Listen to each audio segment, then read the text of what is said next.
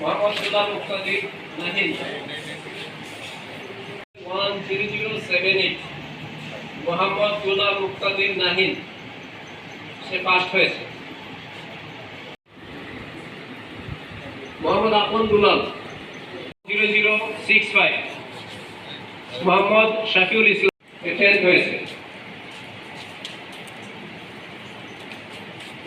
191019 মোহাম্মদ জিহাদ ইসলাম 0 মোহাম্মদ ইবনে রিয়াদ সে ওয়েটিং লিস্টে সেকেন্ড।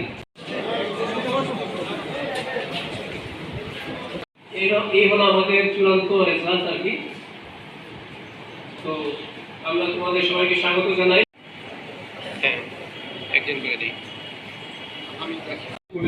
ধরে থাকেন স্যার।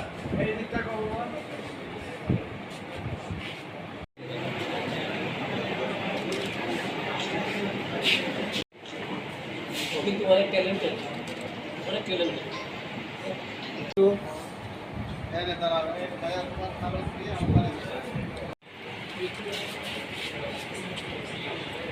প্রস্তুত আহমেদ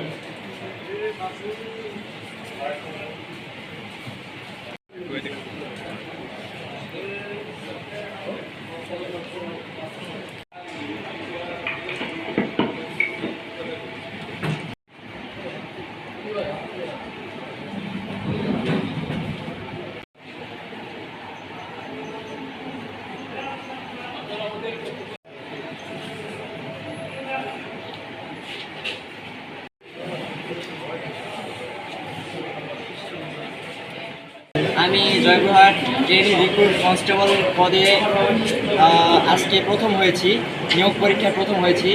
তো আজকে আমার অনুভূতিটি সত্যিই খুব কি বলবো, অনেক আনন্দিত, যা ভাষায় প্রকাশ করা সম্ভব না।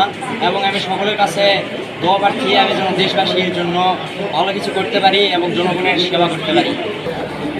সব কিছুর জন্য আলহামদুলিল্লাহ, আল্লাহ আমার সাথে ছিল এবং আমার পরিবারের দোয়া আমার সাথে ছিল, জন্যই আজকে আমি এই পর্যায়ে উপস্থিত হতে পেরেছি, টিকতে পেরেছি।